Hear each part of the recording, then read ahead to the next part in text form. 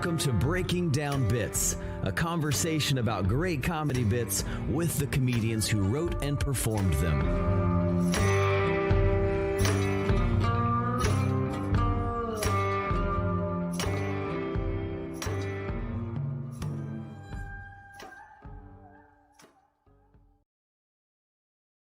Welcome to Breaking Down Bits. I'm Brian Gendron. I'm Drew Jordan, and we're excited to be getting into the meat of season 2 now. We had a great couple episodes kicking off season 2. Kicked it off with Jeff Dye with that first episode. Had Mr. Sam Talent on episode 2, which was a wonderful chat with, I think a pretty different perspective from Sam Talent, probably different from any other podcast we've done. So if you're looking for something and maybe an outside perspective, that's a good episode to check out. Absolutely. Actually, a great time, Drew, to get into callbacks. So what's something specifically you took away from our interview with Sam? You know, maybe this is a little personal to me, something I want to get better at. I love the fact that his history he did start in improv, and I think that gives him this crazy confidence to try anything on stage. The guy, he says in the interview at one point, he's like, look, I'm either going to kill or I'm going to bring this show down with me. And I love that idea that like, I'm going to commit so hard to these bits. I'm not going to pull back. I'm giving 100% of my effort. And I love that because I'm not great. I'm trying to get better at the performance side of things and adding act outs in. And he owns that, does such a good job. If you watch the clip that we broke down, he's excellent at that. And his actions are just as funny as his punchlines. It's powerful.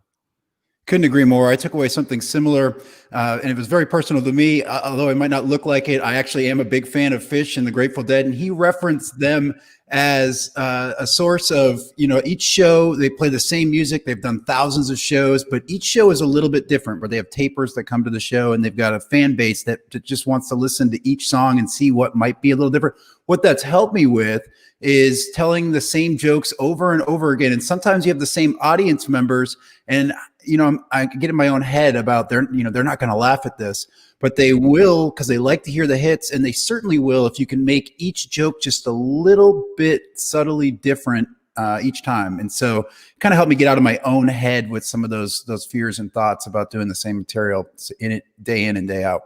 Yeah, great episode. Sam Talent. His point, like I said, his point of view is a little different. You're going to hear him say some things that you don't hear a lot of comedians say, a lot of great industry perspective from him as someone who's really, in his words, really done everything kind of the hard way to get all the connections. So yeah, hop on breakingdownbits.com. You can find those episodes up at all your typical, you're listening to this, so Absolutely. So breakingdownbits.com is the conduit to everything Breaking Down Bits, where you can find us in the podcast world, as well as all of our YouTube videos. Another thing I want to talk about, Drew, is we had our second open mic, and we're going to continue that on Tuesdays. It's been awesome. Everybody's enjoyed it. Everybody's really had a great time, and everybody's hilarious. Everybody's been a lot of fun that's been involved with the mic. So here's what we're going to do. Next week, we're going to have another mic at noon Eastern. We'll open up the email, so you can email us at breakingdownbits@gmail.com to take part. And that email will close at noon on Tuesday. And then, of course, we have the mic Tuesday nights at 10 p.m. Eastern. So email us in if you want to participate in that. It has been a lot of fun, and it's breakingdownbits@gmail.com. Woo. Yeah. So let's, I feel like this is an episode I've been waiting for a while. I actually had the great pleasure to run into Sean Patton and see him at the Comedy Cellar, I think last year. And I left with more abs and some internal injuries because I was laughing so hard. This guy absolutely kills. His writing is awesome. So let's get right into it and do a little introduction here with Mr. Sean Patton. Sean Patton is a comedian based in Los Angeles and New York by way of New Orleans. In the past, you've seen him on Just for Laughs, Comedy Central's Live at Gotham, Late Night with Jimmy Fallon, and Conan. 2013 also marked the release of his Comedy Central Half Hour. More recently, he's been on At Midnight, This Is Not Happening, Showtime's Live from South by Southwest, TruTv's Comedy Knockout, and This Week at the Comedy Cellar. As for acting, he's appeared on IFC'S Maron, Comedy Central's Inside Amy Schumer, and TruTv's Those Who Can't. In 2019, he and his co-host Caitlin Cook launched their podcast 5 Words on the All Things Comedy Network.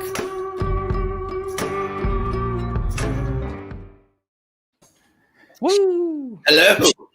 You know, it's so glaringly obvious, by the way, when you watch any clips of mine that I've gotten new teeth in the past. Like it's so let's just address that up front for your listeners. Don't spend the next fucking the rest of this podcast just like, wait, hold on though.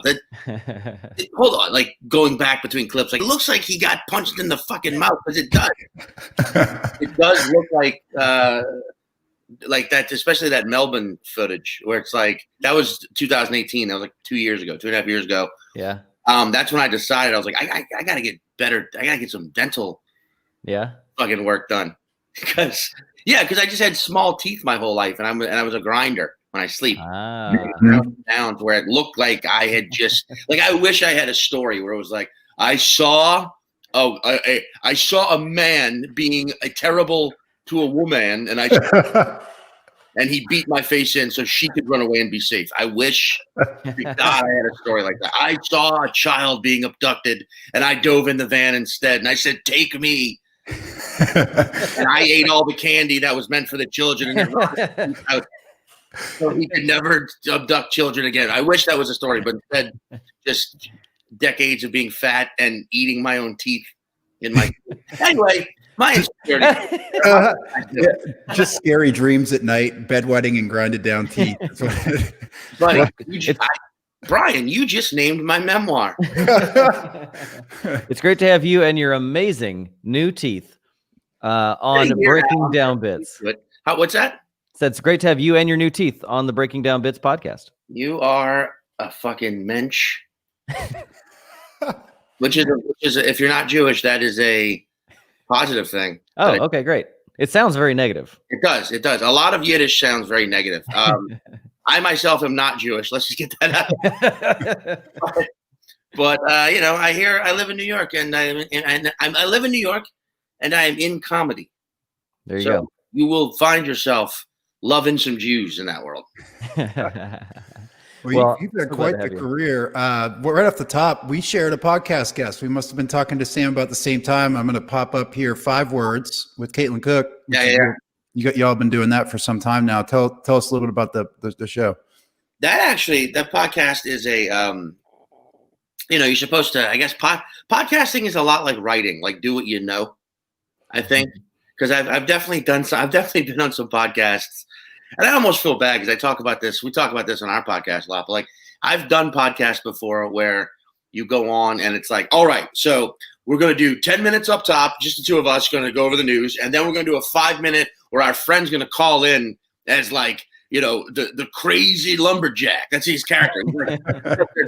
He's chopping down social issues. So he's going to call in for 5 minutes, and then we're going to do a sports segment. Then we're going to take a break. Then we're going to have you for 10 minutes, and then a break, and then 10 more minutes. And you're hearing all this, and you're like, so you're just a radio show. You got into the podcast world to make a radio show. Yeah. Kind of interesting. It's almost like AM radio is to podcasting what like wine coolers are to hard seltzers. It's true. It's true. You got to break the format. This is about conversation. And hopefully we're not. Actually, we got to go to the lumberjack guy real fast. Can we do that, Brian? Let's cut to the chopper. No. We're gonna go live with Rob Mungle in his That's right. I'll drop some fucking deep. Yes, he's on my show next weekend. That's awesome. Yeah. Rob, we'll get to Rob in a second. But yes. This podcast, we just it's a game we used to do at bars when we were shit-faced. When we're like, Caitlin and I would always end up at bars, at comedy clubs, waiting on other comedians to show up. And when they'd show up, we'd be like, hey, just give us 5 random words from your journey here. Just 5, just off the top of your head. And then we try and reconstruct their journey. So we just started doing that as the podcast. The guest comes on, they give us words of a story. We guess what the story is based on those words. We're always 100% wrong. But that's the point. We don't try to be. We're not trying to actually figure out what the story is because we know they're about to tell us. But conversation, and it's kind of like in a conversation sandwich, you know. So, and Sam was a very interesting guest because we had to do it right before a show in Denver, outdoors, and it was fucking freezing. And it's by far our shortest episode thus far, but still one of the more interesting. Because Sam is just a fucking. You guys were talking about him up front. I'd like to double down on your host's praise for Sam Talent, listeners. That guy is a fucking Jedi, and his book is unbelievable. It is so great. It is such a great piece of work. It's a masterpiece in many ways. And he himself, I've known Sam for 10 years now, and yeah, he is that guy. Who? What's a good way? It's almost like if you were watching, like, if you went to like an underground fight. You know what I mean? Like an underground. That's a place you could see Sam Talent for sure. Yeah. A place where he's definitely doing 10 minutes up top. But like if you went to like an underground like fucking blood sport fight, he'd be the guy who comes out and he's like covered in spikes. He's got like a leash around his neck and like his book cover. Absolutely. In the sense that he's either going to murder everyone or he's going to die right after the first hit. But still, yeah. Oh, that's good. That's so good. So tell us a little bit about how you initially kind of got the breaks, because I mean, came out of New Orleans, but you've done so much late night and Comedy Central way before you got. What were the steps that got you from local comedian to nationally known comedian? What made the jump there for you? Well, I started in New Orleans, as you said, yeah, and which is just I'm drinking out of a coffee mug with a king cake on it. I love. I'm in New Orleans right now. I'm actually in Slidell, Louisiana, for you geography heads. But I'm at my sister's place at the moment. Started in New Orleans, and I stayed here for way too long up top. I was here for like 4.5 years before I finally left, because there was a small group of comics, and there was a handful of us that were like really good and really passionate, and we were like, we can just do it from here. We didn't know shit, you know.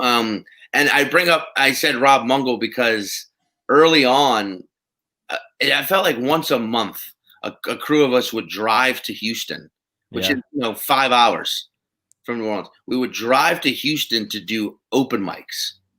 Wow. Right. And there used to be this club in Houston. I want to say it was called the Laugh Stop. Yep. Right? And they had this open mic. It was on Monday nights. I remember that much. And just to date myself, the first time I ever went to this open mic was a Monday night. The first Monday night, maybe not the first, but first couple of years that the Houston Texans existed.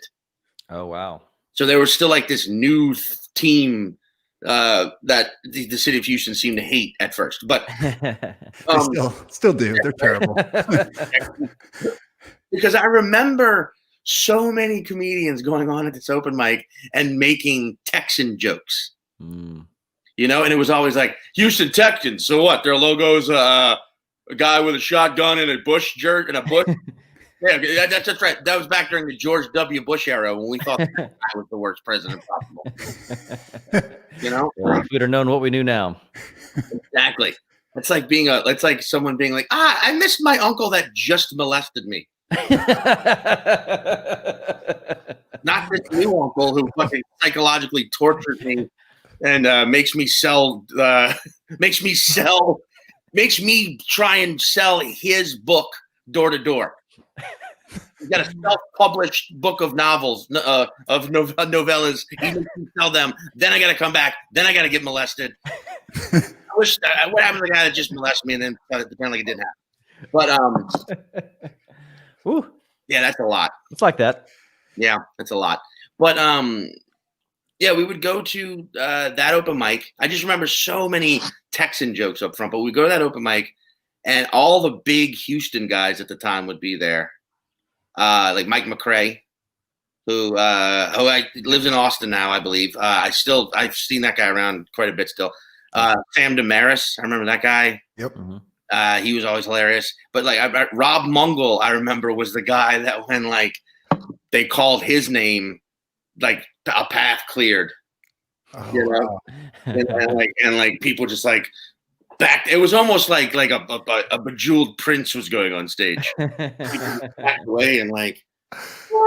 He went on stage and clearly like it was one of those mics where it was like it would go for hours and they'd get all the newbies out of the way and then let the fucking hot shots go up and crush it, do whatever they wanted for longer sets.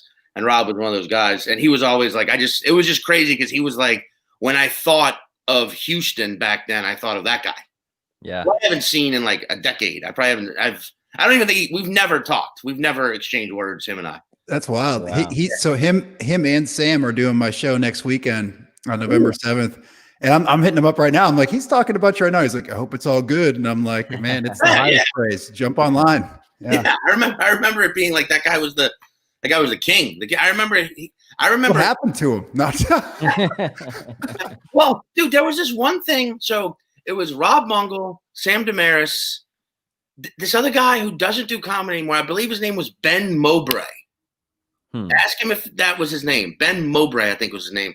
And then one other guy who I can't remember. I'm sorry. But they came to New Orleans once as this thing called the Whiskey Brothers. Oh, yeah. Right? Which was for those. Now we're getting some Mungle interaction. This Texans logo is a jock strap. There you go. There it is.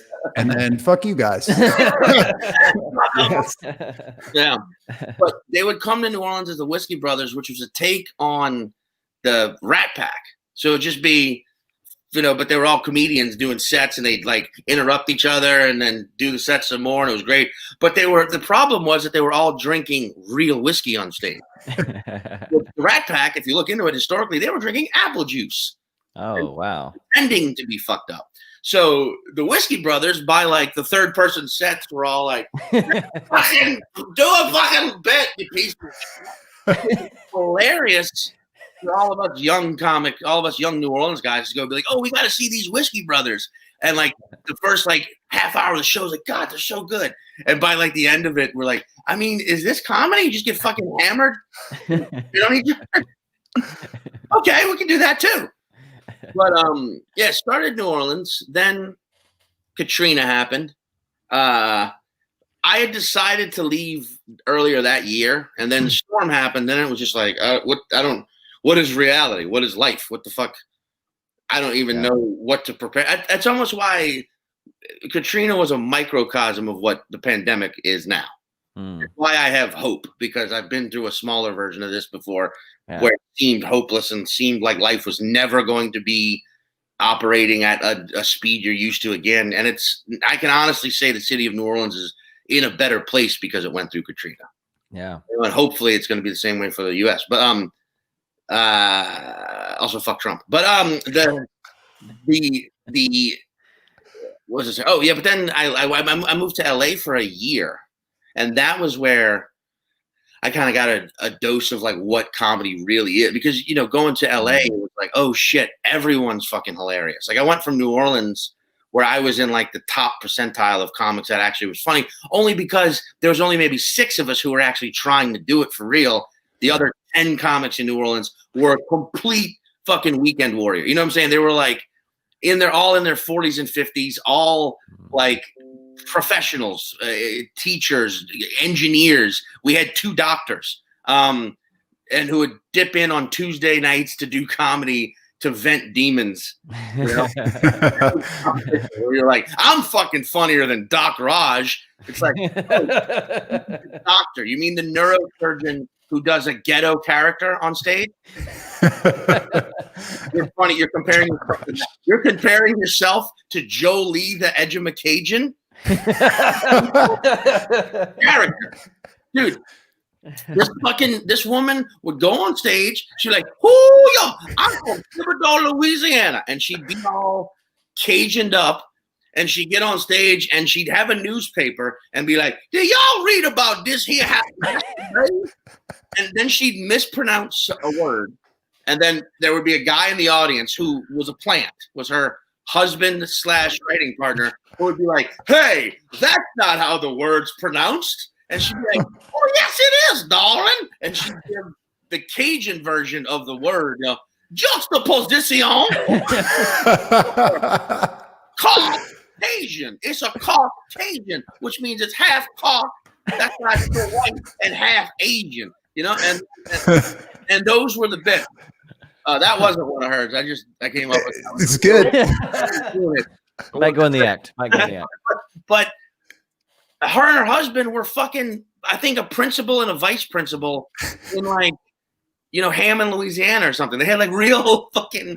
And so that was like who we were doing comedy with in New Orleans, and then like a crew of us who were like fucking 20. We're all 22 and like fucking smoking cigarettes, being like these fucking hacks, and it's like, yeah, because to them it's a hobby. They're just trying to like have fun, and we're all like, they don't know comedy, and then we get up and we're so young still, and be like, oh, what, you guys can't handle. You can't handle real jokes about what if your balls could actually talk to you? Like, what if your balls were female? How would they feel about having to like delegate the sperm? Really? Oh, what, you guys can't handle that shit? And then like, next up, Bobby the basketball coach, and it'd be like a guy going up, be like, hey guys, and it was all basketball jokes. And that guy's actually a basketball coach. I'm at Louisiana. Anyway, so when I moved to LA, that's when it was like, oh, now here's the top 6 guys from everywhere. Top 60 guys. And that was fucking intimidating. That was like when the idea of like, that's when I like was like, oh, you have to go to an open mic every night. And then I started doing that. And then like, that's where I met like Kyle Kinane and shit. That's all I remember. No, I'm kidding. That's the only guy who was nice to me. That's the thing. I met a lot of comics back then, but Kyle was the only guy who was like, hey man, like a nice enough guy. This was pre-beard cigarette smoking Kyle Kinane, which if you know Kyle now, it's almost like he invented the beard. And he doesn't smoke cigarettes, but back when I met him, he was shaven face, fucking caddy hat. Kind of that like Kyle kind of like always looks stoned, even though he doesn't really ever. He's just ripping down cigarettes. Like, hey man, funny bit. And I was like, oh, thank you. Can you give me a ride? Or no, you're not, Tabby. You're not okay. Do you have some information? Is this a film noir situation? But doing that in LA for a year was, I don't know. That was sort of like not a wake up call, but just sort of like I'd been doing it for 4.5 years in New Orleans. I had gotten comfortable as a comedian, being on stage, etc. It was LA that made me really be like, fuck, okay, you got like, this is a daily, everyday thing. So then like I did that in LA for a year, and then I liked it. I was enjoying it. I didn't love LA as a city, but I loved being doing comedy every night, and like the comedy scene was great. And then and it was crazy back then because now the comedy store is like this heralded thing in LA, and it's great. It's a great place. But back when I was there, the store was like dead. It seemed like no one was doing this. It was all about UCB and all about the bar shows. And, so I was doing all those where like, and I know like the store is definitely competitive as hell, and there's a lot of great comedians there. But I almost feel like I wish I had something like that back in LA, just because it gave you some sort of map. Whereas back when I was there, it was just sort of like, you got to be good enough to get on one of these shows. Then once you get on one of these shows, you got to kind of stay on these. We don't really know. Just be good. Just be funny. Where like, I know that's also the rules of comedy at the Comedy Store too, but there wasn't just this one central place back then. It was just sort of scattered in all parts of the city. But after being there for a year, this last minute opportunity opened up for me to move to New York for extremely cheap. That was it. It was just extremely cheap. My friend was like, hey, do you want to move to, I'm leaving my apartment in New York, and the rent is $420 a month flat. Wow. Does that come with stabbing or no stabbing? No actual room. It wasn't it was a cubicle built in a fucking apartment. Okay, that makes more sense. Let me pause. Let me pause real quick, Sean, to reflect on a few things you said. Because for like a newer comic, that scenario you explained, where none of the comics are nice to me, is quite a reality, and I think it's really refreshing for you to say that, you know, there's only one that was nice to me, and you know, looking back, it was Kyle Kinane, and so that I think that's helpful for comics. The other thing that you kind of mentioned is that you wish that there was sort of a home base for you, like the Comedy Store was now. And actually, I think it was Jeff Dye, Drew, who said something similar, that it sounds like y'all came up around the same time, same kind of. It wasn't what it is today. But I think establishing that home base can be really helpful, and kind of having your home club established seems like it would be important. Yeah, I mean, and I'll say to younger comics too. It's not that people are being dicks to you. It's that everyone is insecure. Even the funniest guy on the mic, even the funniest girl on the mic, even the funniest person in the comedy scene that you're in now, they are still insecure. And it's not that everyone hates you, unless you're a piece of shit. Unless you're just everyone hates you. Fucking trying to finger blast your way to the top, or is that a valid strategy? I feel like there are some people who think it is. I feel like there are some people like, I'm not gonna fuck my way to the top because I have a tiny penis that I'm ashamed of, which turns me into this human. I'm just gonna finger blast my way over. But no, like there's also a lot of nervousness going on in comedy. Like it's even at like a bigger tier. Like you still are like, oh man, that famous comedian hates me, doesn't want to be anywhere around us. I don't know what we did to them, but let's just walk away. And then they go on stage, and then afterwards they're very nice to everyone. Like, oh, it's because you're in your head, even famous, even you famous comedian who's everyone's already here to see, and that's amazing, and you make money, and I've been a fan of you forever. You're still like, before you go on, you know, and it can read to some people as, also, don't try and talk to famous comedians before they go on. I've seen that so many times where it's like, oh my God, hey, Bill Burr, I'm a huge fan.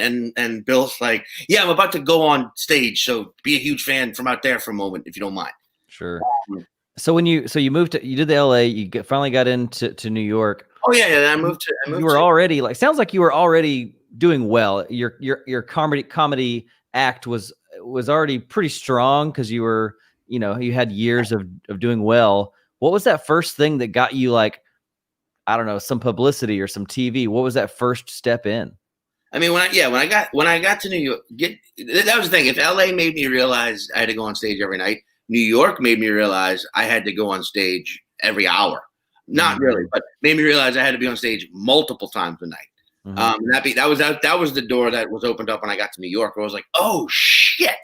Because you could do 1 or 2 open mics a night in LA, but it was hard. And New York, it was like, oh fuck, I could go 4 or 5 open mics a night. And it's relatively doable. Wow. And then same thing. It's why I prefer to live in New York now over LA. I got no beef with it. LA is a wonderful place, but like wonderful-ish place. But but like New York, it's like, oh yeah, I mean, you know, pandemic lifted hopefully, but like you could get on stage 5 times a night in New York, and it's not a hassle. It's sort of just like you do your shit, and it's great. And you can do 20 to 30 spots a week, and you're like, yeah, this is life in New York City. I love that. Now, but do you think could you do that as Sean Patton, the great comedian, or what about a newbie or someone who's just been getting into it? What's possible? I'll put you like this, man. I'll put you like this, and this is the fucking God's honest truth. I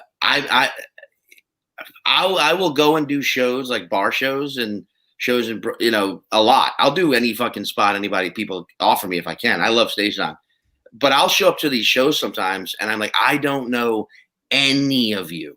Right, multiple times a week this will happen, where it's like, I don't know any of these comedians. Wow. And then there's comedians there that they're hanging out with. So like the New York comedy scene is so fucking big that if you have the ability and the drive, you can definitely get up multiple times. It's the quality of show will be less. Right. You know, a newbie's not going to get on stage on the same fucking 20 shows as Michael Che is. You know what I mean? But yeah, but like you can get the stage time. There's a lot. But the thing that, I mean, when I got to New York, the clubs weren't really that open to what they called alt comics back then. I don't think it was really a thing. Like Reggie Watts is an alternative comedian. Mm-hmm. You know, I'm like, what we all did, we just weren't fucking club comics. We were bar guys. But the first thing that, I mean, getting Montreal, the Comedy Fest, sure, helped. But I don't think that festival is what it was. Like, and that's no offense to the fest itself, but like, it's just, you know, back then it was like the internet wasn't what the internet is now. Like YouTube was around, obviously, but people weren't making careers off of it.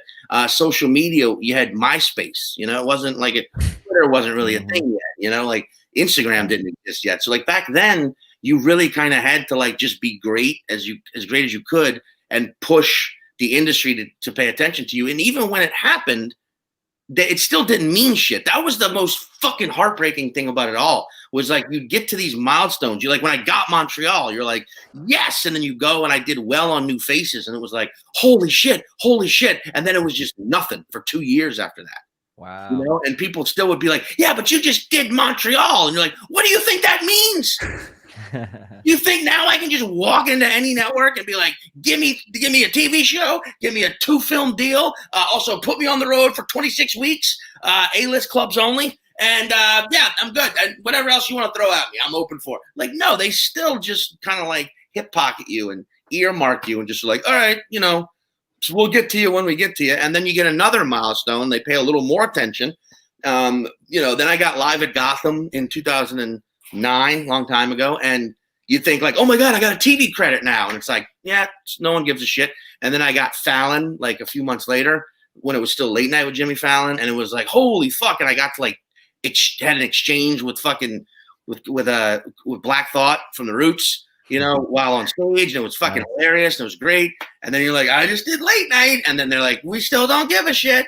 You know, everyone's like, yeah, this is and they'll treat you like you're the next fucking, you know, George Carlin. They'll treat you that way in the industry. They'll be like, oh my God, we're literally so excited to be around you, you know, and you're like, oh my God, literally? Like the way it's real defined? And then they're on their Blackberries, they're talking to their fucking assistant. And so where do you go then if it feels like these big credits that would blow people's minds, in theory, what do you do then if those aren't really the big stair steps? I mean, okay, I will say I existed at a point, I still exist. Good. Really glad for that. There was a chunk of the time where it was just like, I was in this period where we were like, I feel like the whole scene was transitioning out of like big industry moments and into what it is now. You know, it's all DIY now. Gotcha. It's all artisanal DIY comedy. That's what comedy is now. Accept it and you'll be happier. And it's, but I was in that transitional period where a lot of my peers handled it way better than I did. You know, I focused way too long, way too hard on the material, which you should do. I still stand by that. You should be great. You should focus your goddamn energy on the material. It has to be good to sustain. But you should also find a way, tap into yourself and find that reservoir to focus on being your own manager now. Because that's what you are. Like the internet, man. Like be posting constantly. You know what I mean? Like put yourself on social media. Content. I used to hate that fucking word. I was like, it's art. You know what? It's content. And maybe let the content become art, you know, but like you've got to put yourself and you've got to push yourself and you've got to put it all. Like if the amount of comedians that your listeners and you know that are fucking massively successful right now that the industry never gave a shit about if you listed that off, you'd be like, wow, that's amazing. Wow, you're right. There are so many like great comedians who are so huge right now on Patreon, on YouTube, their podcasts, on Instagram, who the industry just fucking ignored for years. Yeah. You know what I mean? And now it's like, yeah, you kind of don't need them, to be honest. You really don't. Like if you have the drive and the savvy online, and that's my weakness. Like my online savvy, I'm trying to get better about it. I work real fucking hard on it, but like, it's important, man. And it's if you can put yourself out there, you don't need to even think about it. I don't even think you need to. If you're in a good comedy scene, you could just do it from there. That's really inspiring, I think, for everybody, and a good lesson, right? So focus on the material, and a great time to transition to writing. But but you've got these tools, and you can bypass more or less industry. And I'm glad you were vulnerable enough to say, "Hey, man, I kind of should have done this earlier, and I'm working on it." So thank you for sharing. A little bit. But I can't. We won't let you off the hook with that. You've got to be funny first. So let's dive into it, man. Let's dive into writing. There's a question we ask all of our guests, and it's very open ended. How does Sean Patton write comedy? Oh man, I actually, my brother-in-law is he owns a pound, and whenever I come up with a new bit, I have a key to the pound. So I come back into town. I'll just stockpile new bits. I come back into town and I try out my material on the dogs. And if I can make them laugh, it's a keeper. That's not true. None of that. I think I think the way I have in my phone. I still have notebooks, but I've just in your iPhone. I just have a doc list where whenever I come up with an idea, just write it. By the way, look at that. If you can see what it says, my screensaver. Record all your sets. Yeah. Nice. Because I forget sometimes. I'm like, oh yeah. That's, dude, I can't fucking stress that right now. If you're a younger comic, I cannot fucking stress this enough. I wish I would have been doing this for a decade now. Record every single fucking set you do and listen to it. Just do it. I know you hate the sound of your own voice. I know it's awkward sometimes and it makes you want to cringe and you love that bit, but then you hear yourself doing it, you're like, fuck this bit. I know. And if you love the sound of your own voice, you're probably a shit comedian. You're going to hate yourself in 5 minutes. I know. It's fucking awkward. You're like, oh God, that's me. But do it, because eventually you won't hate the sound of your own voice and you'll start to pick up little oh, wait a second. Maybe I should come out of the gate a little fucking colder and then heat up instead of just blasting the audience with a fucking premise so loud and so fierce that they didn't understand what I said. So that when I get to the punchline, they're just confused. It's not that they're not laughing at me because they don't think I'm good. It's that they didn't hear what the fuck I said because I came out. Oh, it will help immensely. It will change your fucking life. Anyway, so I record an idea. I have obsessive compulsive disorder, so it's very hard for me to focus my thoughts on one thing for very long. So I know some comedians who never actually sit down and write bits out, and I'm very envious of that. I have to sit down, sometimes on my computer. A lot of times I like writing. The lost art of handwriting. I have it. I love doing it. I love it. I fucking have beautiful handwriting. I swear to God. I will write a bit out on paper, word for word. As I'm thinking, I will fucking just dump it on paper and then read back over it and just sort of find the moments that work. They're okay, this is all it. And that's what I remember when I bring it on stage for the first time. And every bit you ever see me do on stage, I'd say is probably mostly written on paper and then refined on stage. And on the instance, I kind of have a rule, and it's fucking, I don't know, it works for me. If I ever write something on stage, and that happens, you get on stage, you say a fucking line, it's hilarious, you remember it, you say it again, it works even better. Now you've added another couple words to it or hold on line, oh my God, that's a bit. Those bits, if I write them on stage, I never write them down on paper. Part of my OCD. We can. That's a whole different podcast. Speaking of you going on stage, what do you do? We always ask comedians what's your process as you prepare for a set and when you actually take those last moments before you step on stage. I mean, truthfully, man, it's hard to do this, but I like to be alone, 100% alone, for the half hour before I go on and the half hour as soon as I get off. Oh, wow. Regardless of how I did. If I bomb or I kill, it doesn't matter. I get pretty vulnerable on stage. I get pretty open. So I need to kind of prepare myself before I go on. and then like seal myself back up when I get off. So what happens in that? What does that preparation feel like or look like when you're trying to prepare to step on stage? The preparation, I swear to God, looks like I just ripped ass and I'm trying to hide from it.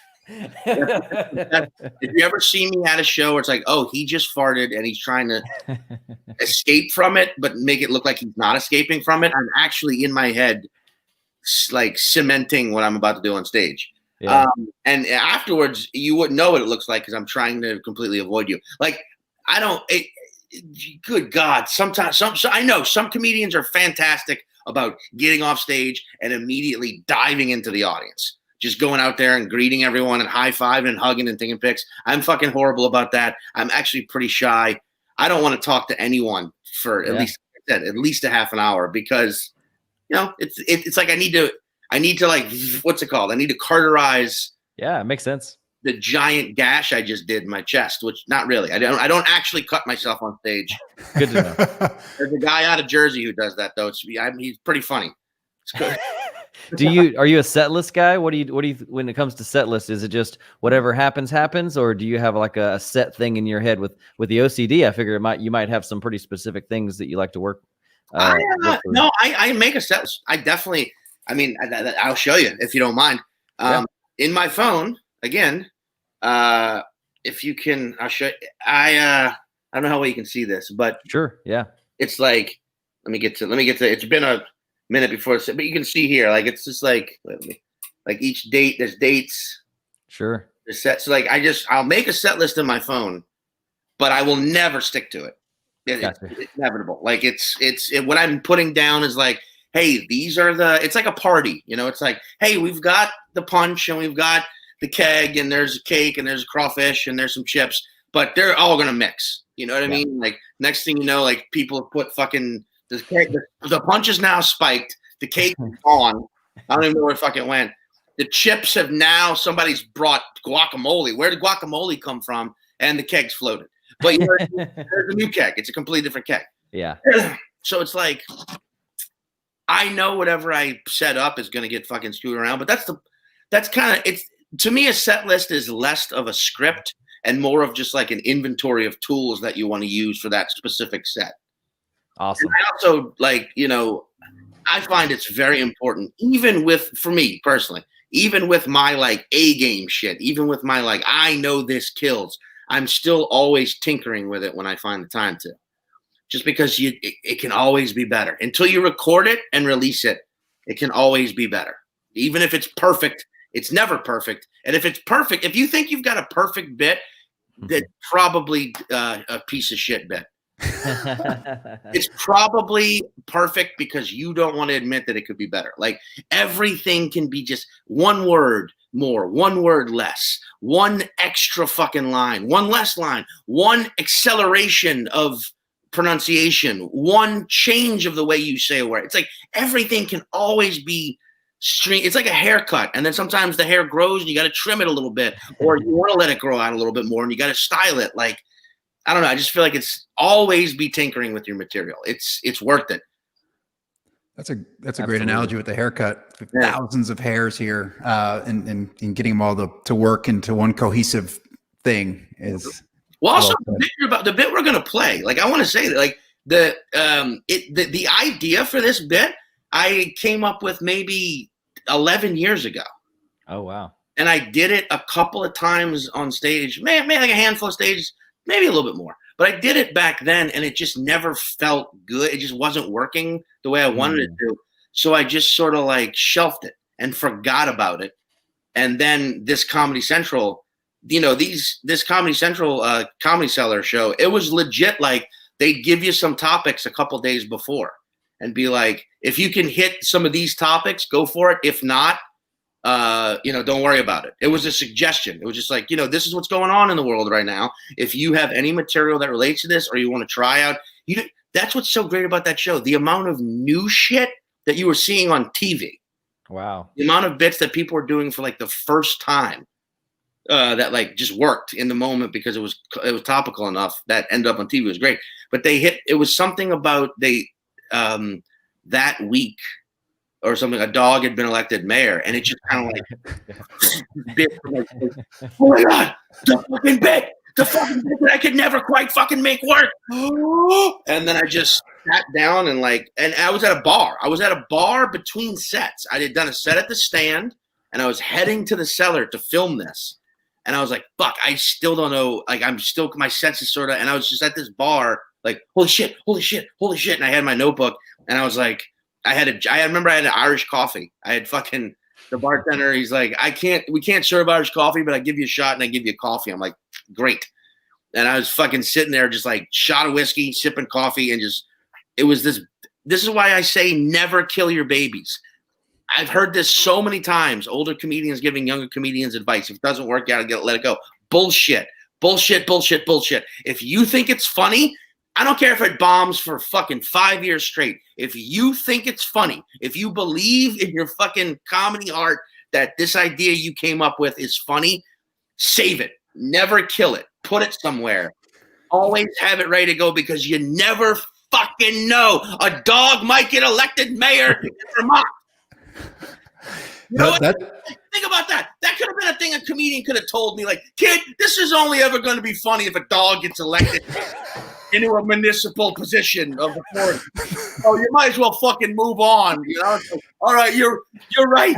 You're right, rumbling Joe Dixon or whatever your fucking comedian.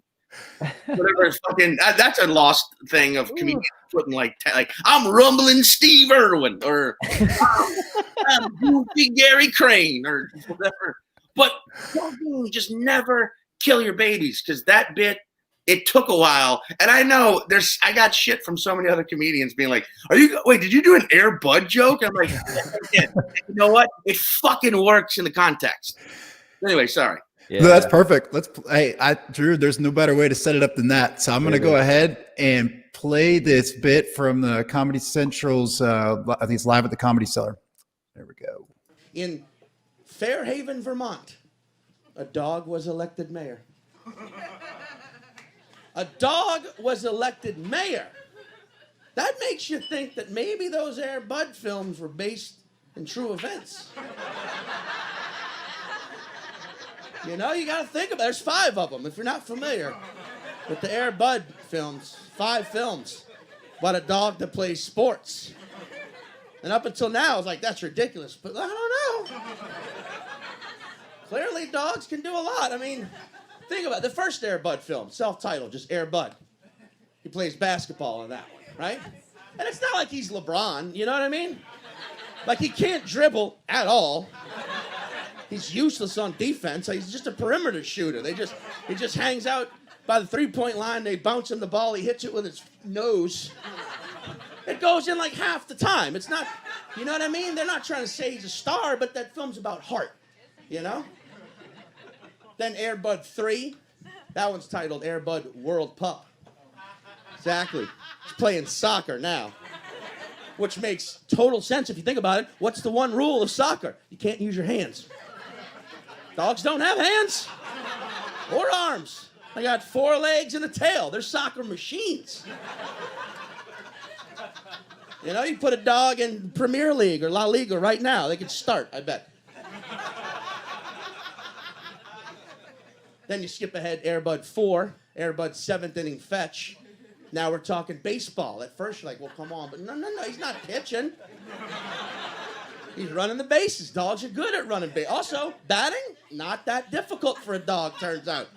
The musculature of the dog neck is quite impressive. He just stands at the plate with the bat in his mouth, right? Pitcher throws a fucking curveball. Air Bud just, bam, triples, you know? Just whack. Just line drives all day. Timing and everything. He's got it down.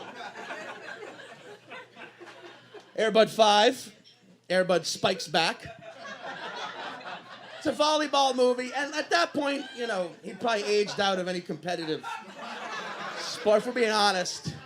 I mean, I'm sorry, it's just, Air Bud 5 is basically just the original Air Bud, but he's in a bikini. It was a cash grab, we can admit that. Now, you notice I skipped over Air Bud 2, Golden Receiver. Now, this is the one I have a problem with, because now Air Bud's playing football. Okay, you telling me you got a dog that's going to line up at wideout Stand completely still behind the line of scrimmage before the ball is snapped. That's to not draw a false start penalty, right? And then the quarterback's going to call an audible. And the dog is going to understand the new play. There are football players who play football half their lives who don't know all the plays. They got to wear a cheat sheet on their wrist. But the dog is going to understand the new play and know to go into motion, run to the other side of the formation, line up in the slot. And then once the ball is snapped, he's going to know. Run a 10-yard button hook, catch the giant football in his tiny-ass dog mouth, and then have the wherewithal to get the first down, then get out of bounds to stop the clock before the 2-minute warning. That is bullshit. That is bullshit. There's no way a dog, no way.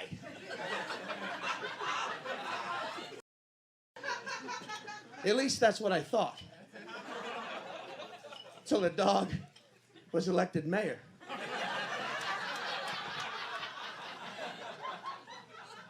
His story will be told as well.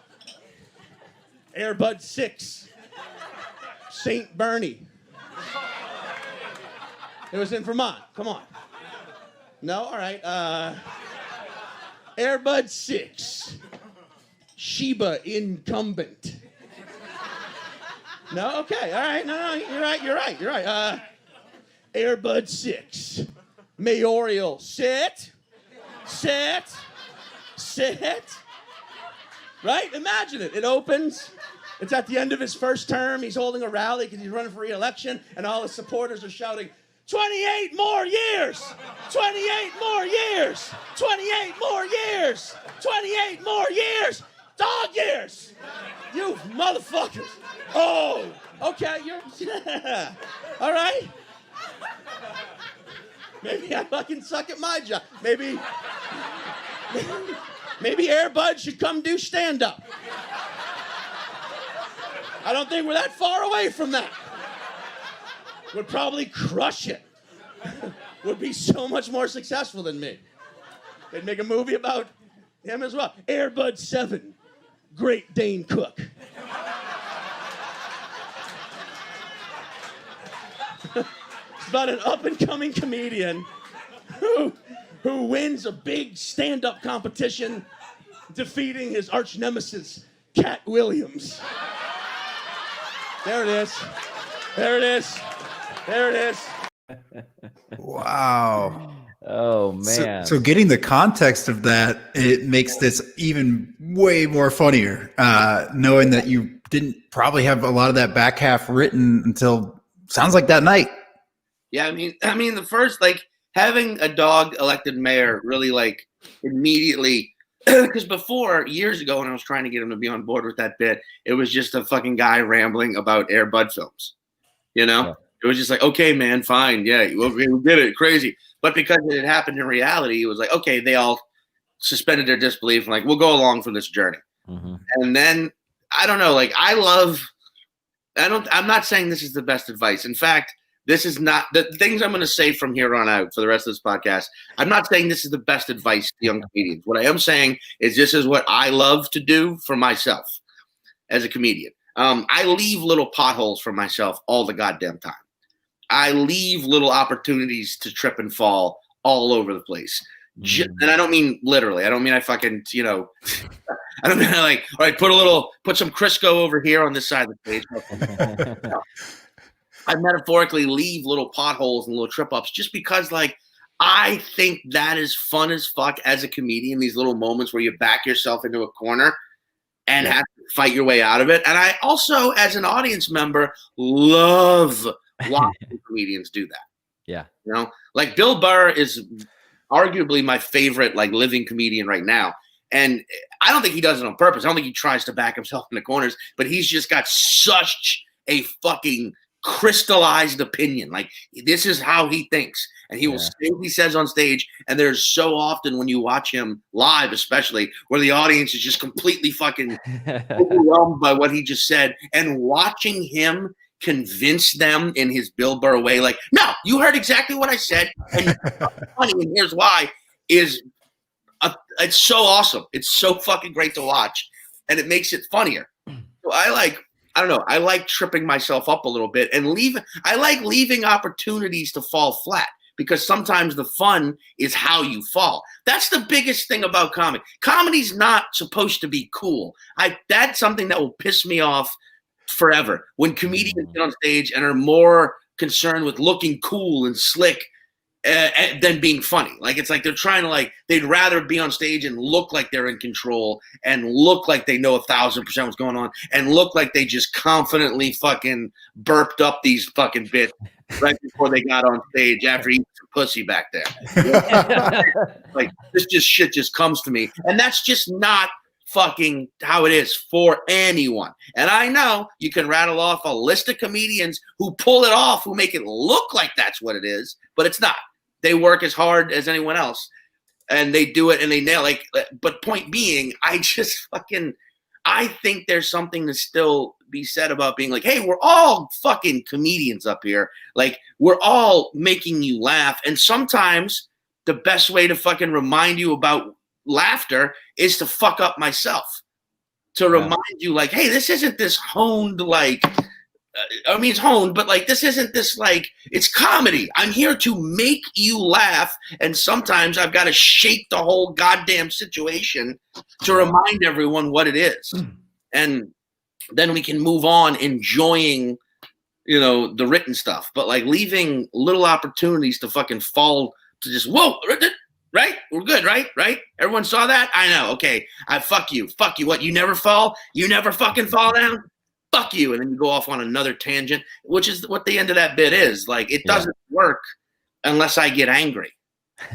Yeah, it makes it a true conversation between. It feels like a true conversation between you and the audience, because when their laughter is a little smaller, you're like, oh no, okay, fine, and you reset, and it's perfect. And there's so many small things in this bit. I would say even just the way that you say Air Bud, typically it's Air Bud, and every time you say it, it's Air Bud. And it's just those little things just catch. I think are funny. And the batting act out is the best. They'll just, that little neck twitch is so funny. Just a small little act out just makes that whole thing. The crowd just erupts when you turn your head. It's this such a small act out with such a big impact.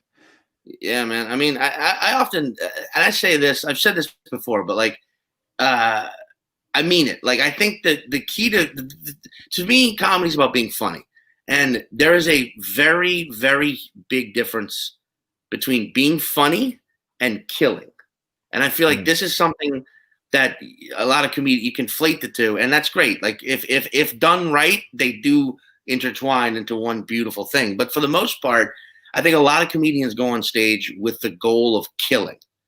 But the thing about killing is that that's not the hard part. There's a path to killing. There's a sort of you can kill by numbers. There's a sort of you can go on stage and talk, you can crowd work, or watch the comedian before you get the temperature of the room and see what it is and kind of placate to the audience a little bit. You can kill. Being funny is hard. Being funny where you go on stage with your original ideas and your original presence and be truly in the moment and have a conversation where you're really just 100% being the comedian you, that shit is fucking difficult. And sometimes it doesn't always kill, but it will kill eventually. It doesn't, or it doesn't kill in the moment is what I'm saying. Sometimes the audience isn't ha! It might just be ha, ha. But here's the thing, you're going to be the comic they remember when the show's over. Yeah. Right? And if you are 100% you and it works in the fucking moment, then it kills and it's beautiful. And those are the moments you should always strive for. But I equate it to a night of drinking. Okay. Killing is getting shit faced and being funny is having a good time. So it's easy to get shit faced. Just go to the fucking bar and just keep going. Fireballs, keep them coming. And then you're fucking waxed. And you're vomiting and you're 100% shit faced, you piss your pants, but then you wake up the next morning, you don't really remember it. It's not worth it. But if you go out, have a night where you have a couple drinks, you have a great conversation with the bartender, you make some new friends, you guys get into it because it turns out you grew up in the same town and never met. You get a phone number, you end up making out with someone in the bathroom. You know, you do a little cocaine, you go back in the bathroom, end up having sex with that person. Yeah, you have an idea for a business idea, and you write it down, and then you have a great conversation with the fucking cabbie, and you're like, hey, let's go to fucking Waffle House, and you buy them food, and then you got a new friend, and in the process, you've gotten shit-faced. That's the magic. Yeah. And I think you're pretty much just describing my Thursday night, so I appreciate you. I feel like that's how you should think about it with comedy. Like you should go into it like, I'm going to be funny.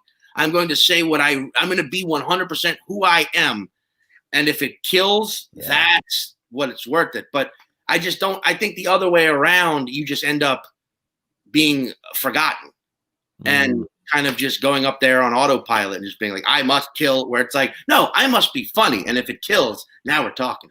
So great segue. Speaking of not being forgotten, we've got our last segment, Sean, and it's called Last Laugh.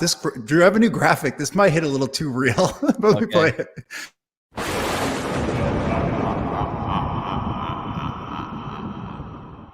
Is that too real?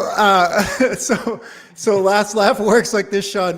You just got sad. I know it is. I mean, it is a weird. Halloween is weird this year. It's like weird to. It's a weird time to festoon one's yard with gravestones. It is, but the way it works is, man, you've got to put it on your tombstone. You've got your last joke that you're going to be remembered by. What would it be for Sean Patton?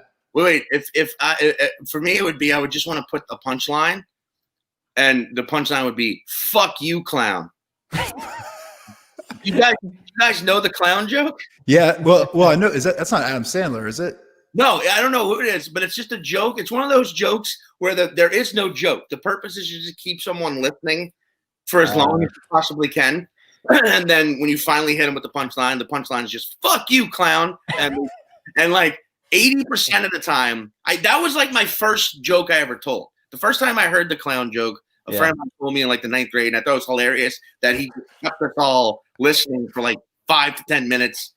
So that was like my thing as a kid. I'd be like, you know the clown joke, right? And it's one of those, I'm not going to do it now. I'm not going to do it now. The whole idea of the joke is just to keep the person listening with this bullshit story about a kid who was traumatized by a clown. You stretch it out for as long as you possibly can. The longest I've ever kept someone listening was 21 minutes. Oh my God.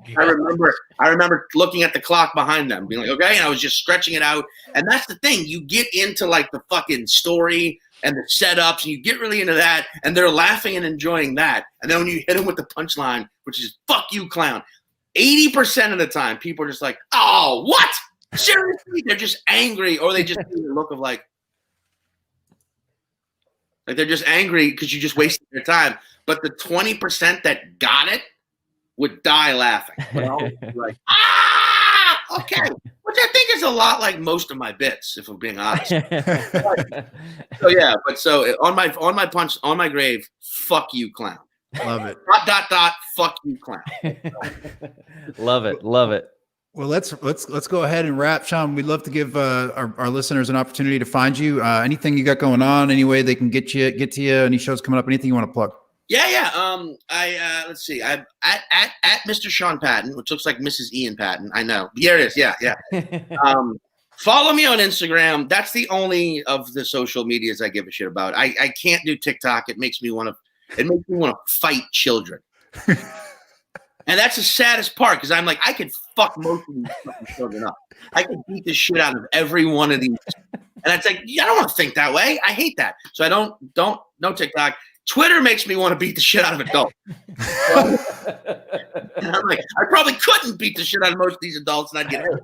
But Twitter is just a minefield of insecurity now. I can't even deal with it. So, but Instagram, I do a lot of content on Instagram. My website is meseanpatton.com. I've got tour dates. I've got stuff coming up in December. I'm going to be in Atlanta, Chicago, Minneapolis, early next year, in Wisconsin. And I mean, as all these shows are socially distanced, all of them are, safe. And if you're watching right now live, I'm in Lafayette, Louisiana tonight at the Worst Beer Garden at 8 p.m.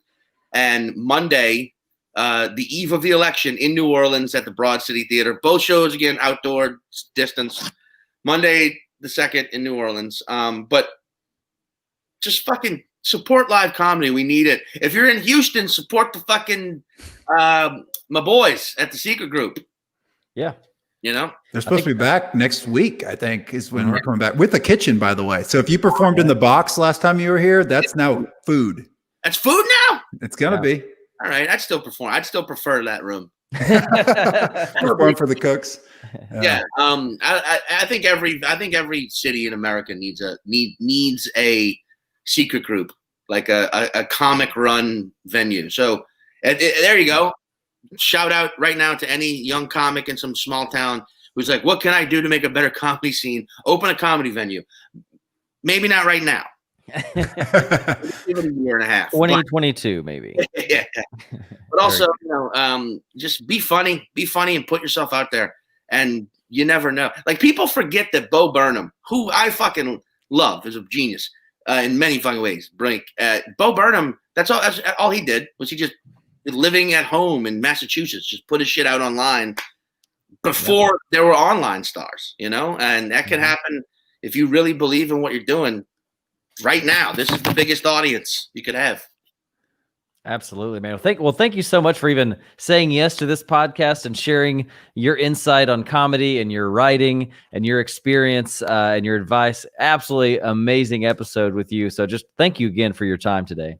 Brian, Drew, I love you both. Thank you much. Both of those checks should clear today. Thank you so much, Sean, for joining us. And next week we'll be back with Tom Takar. Hopefully you'll join us. And if you're interested in the open mic, please sign up, breakingdownbits@gmail.com. Y'all been great. Thanks, Sean. Thank you.